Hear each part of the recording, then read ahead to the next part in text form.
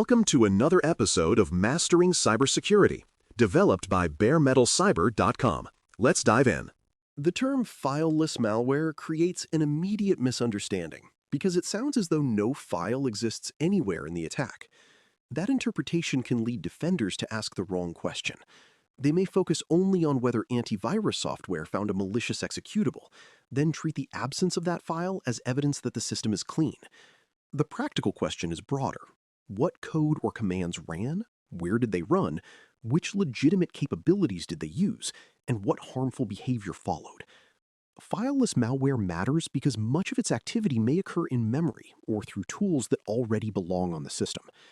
By the end of this episode, you should be able to explain why the name is imperfect, how this activity differs from conventional file-based malware, and why behavioral evidence often matters more than a simple search for a suspicious file.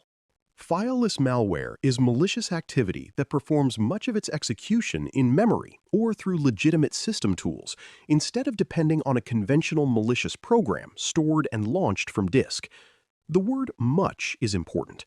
Fileless does not always mean that the entire intrusion contains no files at any stage.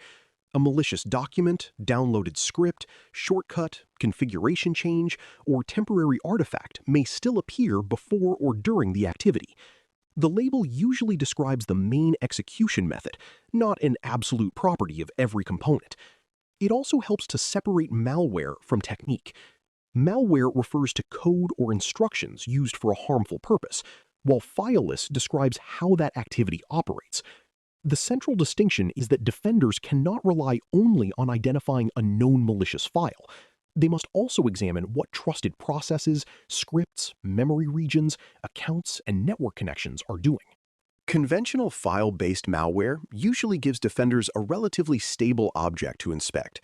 An executable, library, document, archive, or other file may be written to storage, assigned a name, hashed, scanned, quarantined, and compared with known signatures. Those methods remain valuable, but they work best when the harmful component is present in a form the scanner can recognize. Fileless activity reduces that dependency. Instructions may be interpreted by a scripting engine, loaded directly into a running process, retrieved only when needed, or assembled in memory from smaller pieces of data. The malicious purpose is still real, even when the operating system is using ordinary mechanisms to carry it out. This changes the evidence available to defenders. A disk scan may find little, while process activity, script content, memory behavior, account use, and outbound communication reveal that something harmful occurred. Memory is central to the idea because every running program eventually uses memory, but fileless activity relies on it more heavily as an operating location. Code placed in memory can execute without remaining as a traditional standalone program on disk. That does not make memory mysterious or outside the operating system. Processes still request resources, create threads, access data, communicate over the network, and interact with security controls. The difference is that the most revealing evidence may be temporary. When a system shuts down, a process ends, or memory is overwritten, some of that evidence can disappear. Defenders therefore need telemetry that records activity while it happens. Memory-focused investigation can also be useful after an alert, especially when the process on disk appears legitimate, but its behavior is not. The location of execution changes the evidence, but it does not remove the activity from observation. Legitimate system tools are the other major part of the definition. Operating systems include scripting engines, command interpreters, management utilities, remote administration features, and tools for loading software or changing configuration. Administrators depend on these capabilities, so organizations cannot simply classify every use as malicious. Attackers may abuse the same tools because they are already installed, often trusted, and capable of performing powerful actions. This is sometimes described as living off the land, meaning that the attacker uses resources already present in the environment rather than bringing every capability from outside. Fileless malware and living off the land overlap, but they are not identical. A legitimate tool can be abused to launch a conventional file, and memory-resident code can execute without extensive use of built-in utilities. The useful question is not whether the tool is legitimate, it is whether the way it is being used is authorized and consistent with the system's purpose. The name fileless is misleading for another reason. An intrusion can move between file-based and fileless methods. Initial access may involve a document or downloaded item, while later execution occurs mainly through memory and trusted tools. Persistence may rely on a configuration location, scheduled action, service setting, or account change, rather than a visible malicious executable. Data collected during the intrusion may also be written temporarily before it is transmitted. Calling the entire event fileless can hide those details if the label is treated too literally. It is better to use the term as a description of dominant behavior. Ask which stages avoided conventional files, which artifacts still existed, and which evidence remains available. This more precise language helps investigators avoid false conclusions. Finding one file does not prove the activity was entirely file-based, and failing to find one does not prove that no malicious execution occurred. Fileless malware is not invisible malware. It can leave evidence in process creation records, command line history, script logs, authentication events, memory, network traffic, configuration changes, scheduled activity, and security alerts. The challenge is that these signals may be distributed across several sources and may resemble normal administration when viewed alone. A scripting engine starting is not automatically malicious. A management tool connecting to another system is not automatically malicious. Suspicion grows when the context, sequence, account, destination, timing, or resulting actions do not fit the expected purpose. This is why fileless detection is often a correlation problem rather than a single signature problem. Defenders need to connect small observations into a meaningful chain of behavior. The absence of a known bad file removes one convenient indicator, but it does not remove the attacker's need to execute, communicate, access information, and maintain control. We will pause briefly for a promotional message. This episode is brought to you by the Bare Metal Cyber Academy. The Academy is a place for people who want to continue developing practical cybersecurity knowledge through clear, structured education. It is designed to help learners and working professionals build stronger understanding without relying on hype or unsupported promises. You can visit DailyCyber.News and explore the Academy to see the learning opportunities currently available. Topics such as malware behavior, defensive visibility, and careful technical reasoning become more useful when they are studied as connected parts of security practice. Now, let's return to how defenders recognize fileless activity. Behavior-based detection begins with an expected model of normal use. Security teams need to know which scripting engines, administrative tools, remote management features, and automation processes are normally used, by whom, and on which systems. An action becomes more meaningful when it is compared with that baseline. A trusted tool launched by an unusual parent process, used by an account that does not normally administer systems, or followed by unexpected network communication deserves closer examination. The same is true when a process accesses credentials, changes security settings, creates persistence, or reaches systems outside its normal role. No single observation proves malware, and overly broad rules can flood analysts with false alarms. Strong detection combines several signals and asks whether the sequence makes operational sense. Behavioral analysis therefore depends on context, not merely on a list of tools that attackers have used before. Endpoint telemetry is especially valuable because it can record process relationships, command activity, script execution, memory-related alerts, module loading, file changes, registry or configuration changes, and network connections from the affected host. Centralized logging helps investigators compare those observations with identity, network, cloud, and application records. The goal is not to collect every possible event without purpose. The goal is to retain enough relevant evidence to reconstruct what happened and to alert on patterns that carry meaningful risk.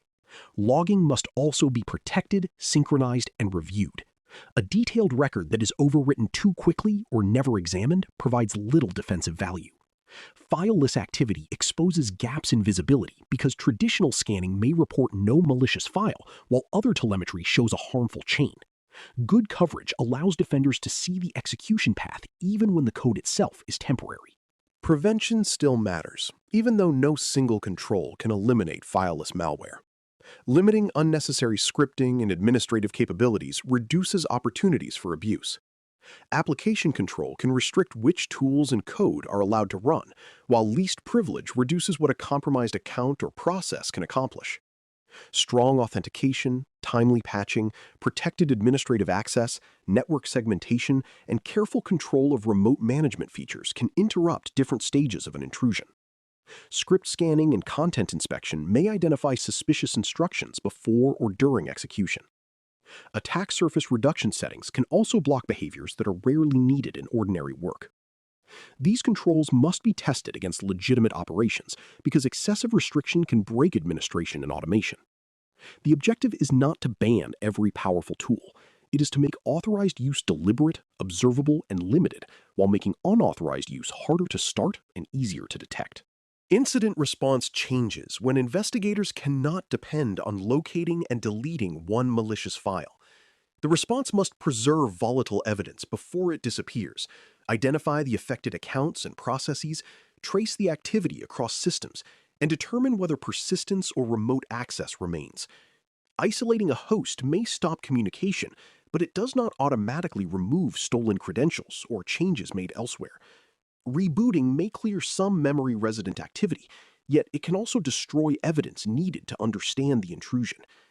Investigators should examine process trees, security logs, authentication records, network connections, configuration changes, and any available memory data.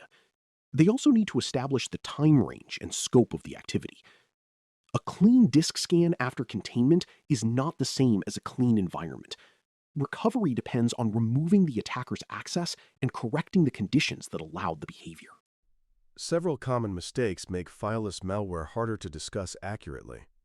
One is treating every use of a scripting tool as malicious, which ignores normal administration and creates unmanageable alert volume. Another is assuming that any malware running in memory is fileless, even though ordinary file-based programs also execute in memory after being launched. A third is believing that fileless activity cannot persist.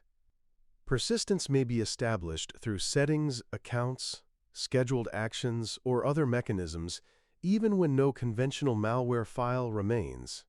A fourth mistake is using fileless as a synonym for advanced. The technique can be effective, but effectiveness depends on access, configuration, monitoring, and the defender's visibility. Precise language improves response. Describe the observed execution method, the legitimate tools involved, the evidence found, and the harmful actions instead of allowing one broad label to replace the investigation. A practical way to evaluate suspected fileless activity is to ask a focused series of questions. What initiated the execution, and was that starting point authorized? Which process or tool carried out the action, and does that use match its normal role? Did the activity depend on a conventional file, a script, memory-loaded code, a remote command, or a combination of methods? What changes, communications, credential access, or persistence followed? Which records can confirm the sequence across the endpoint, identity system, and network? Finally, what control could prevent, limit, or reveal the same behavior in the future? These questions keep the analysis tied to evidence. They also prevent the term fileless from becoming a dramatic label with little operational value. The classification is useful only when it leads to better detection, containment, and control decisions. Fileless malware is malicious activity that carries out much of its work in memory or through legitimate system capabilities instead of relying mainly on a conventional malicious file. The name should not be interpreted as a guarantee that no file, artifact, or persistent change exists anywhere in the intrusion.